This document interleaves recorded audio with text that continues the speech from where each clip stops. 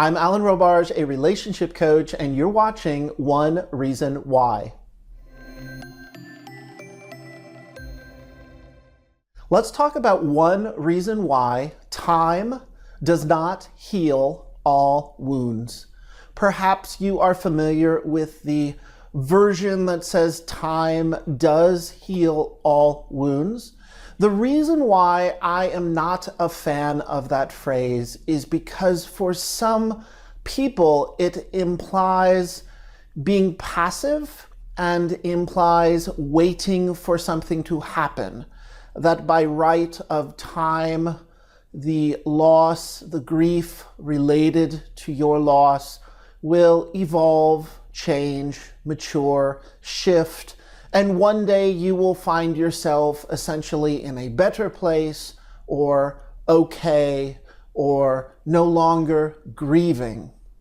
Perhaps that is true for some people, and time, allowing time to unfold and for us to mature and grow, does shift our relationship to that grief and does shift how we are experiencing the intensity of our grief. So we're not completely doing away with the time component. However, I want to focus on the aspect of that phrase where it does feel a bit passive and as if you are just to wait around and one day you will have integrated your loss, or one day you will have made peace with your loss, or one day the loss will not be as provocative or have as tight of a grip on you. Now, for many people who have not experienced that much of a change in their loss, they could understand when I say time does not heal all wounds. There are certain losses, there are certain experiences that we have that exist in layers, and so we can find ourselves 2 years later, 4 years later, it could maybe even be 10 years later. Something happens in our life that seems to stir up, provoke the old loss, the old grief.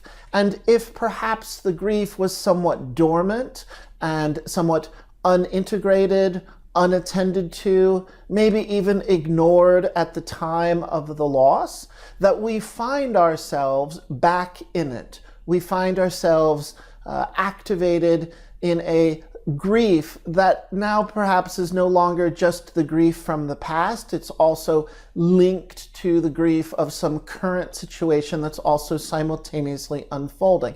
So that seems to be a nature of grief, the way that our mind works. It's like a web, and this web, the losses are connected, the grief is connected. Or perhaps think of some kind of waterway, water system, think of a river system, is that all these tributaries and all these water channels in the river seem to join, seem to connect, seem to flow into each other. So very possibly if you have one loss, or if you have a current situation that has activated the feeling states of grief and grieving, and if you're experiencing the range of thought processes and emotions and body sensations, and working and reworking and grappling with the meaning of the loss, making meaning with it, just trying emotionally to keep your head above water as you grieve. It's very possible, similar to this idea of a water system or a river system, that the grief is going to link you to other losses in your life, other past losses where grief perhaps has still gone unintegrated, unattended. And so now you're attending to your current situation as well as remembering or reconnecting to some history of loss that you've experienced in your life. So this idea that time will heal all is a bit misleading, and perhaps it has to do with the word all, because when we get into extreme statements like all and always and never. Just think of couples arguing or anyone in a relationship. And if you want to start an argument, just use an extreme statement such as, you always leave the cap off of the toothpaste in the bathroom, or you never compliment me when I've made an effort to make a nice dinner for us. You never say thank you. So you will find if you use these extreme statements of all, always, and never, that it very quickly creates some polarization and some extreme forms of thinking. And that's true of the statement, time heals all.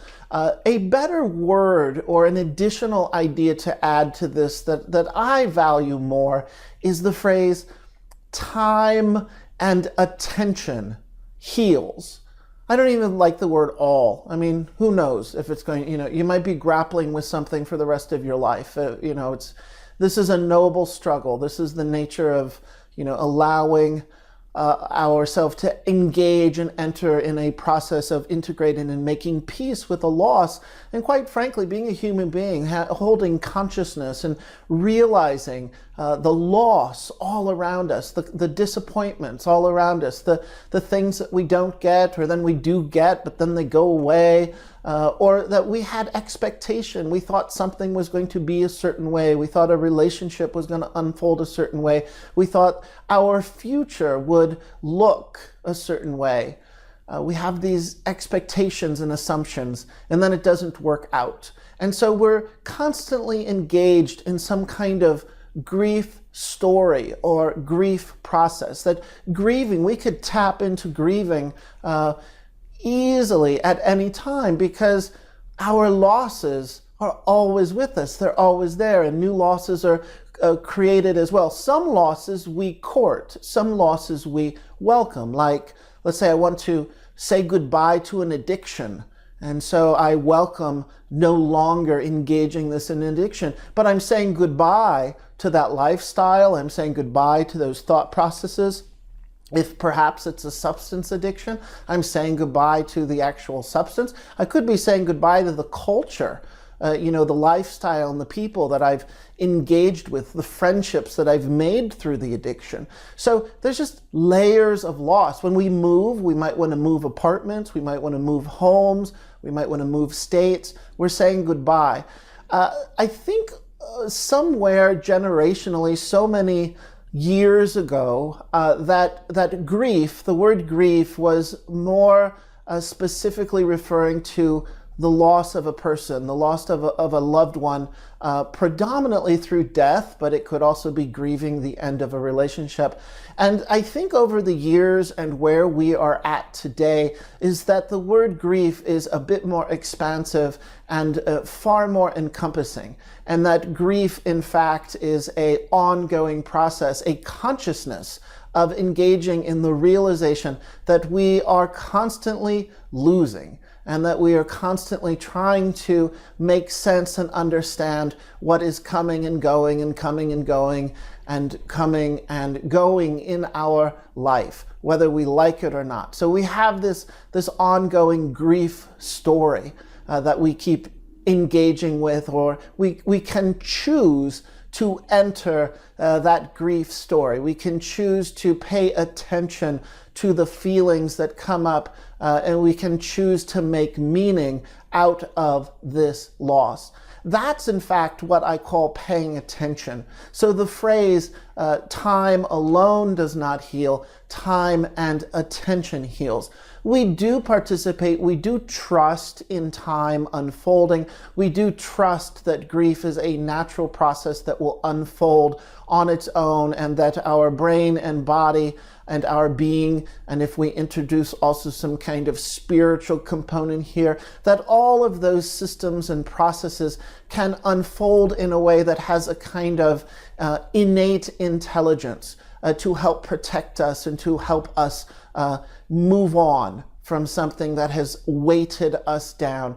At the same time, we do need to bring our own participation, our own consciousness. And that's what's meant by the word attention. Time alone does not heal. Time and attention heals. We choose to be conscious. And so this idea that grief is a bit more expansive beyond the specific scenario of the loss of the death of a loved one or the loss of a relationship, and that in fact it is a much bigger process that's unfolding. That's what I refer to as a healing process. And they're almost synonymous. A grief process is a healing process, and a healing process is a grief process. And grief encompasses much more than just sadness. Some people also limit their understanding. They get confused and they think grieving means, are you feeling depressed? Are you feeling deep sadness? Are you feeling the isolation of the loss? Grief also encompasses welcoming, a conscious choice of welcoming in the joy and the happiness and the resignation that comes with letting in the reality of the loss. So it's a much broader process. It's much more expansive than simply being sad. So this is one reason why time alone does not heal, is that time and attention heals. We need to bring our focus, our consciousness, our attention to this ongoing process. And the process is one of maturing. We're consciously choosing to bring attention to the grief and the loss and the disappointments. And by doing so, we're choosing to make meaning out of what happened and to mature. I hope that this video was helpful. This is one reason why time alone does not heal. If you like this video, please subscribe to this YouTube channel for other videos that are coming up similar to this one. If you want to learn more about me, you can do so at alanrobarge.com. I help people improve their relationships. And thank you for watching, and I'll see you next time.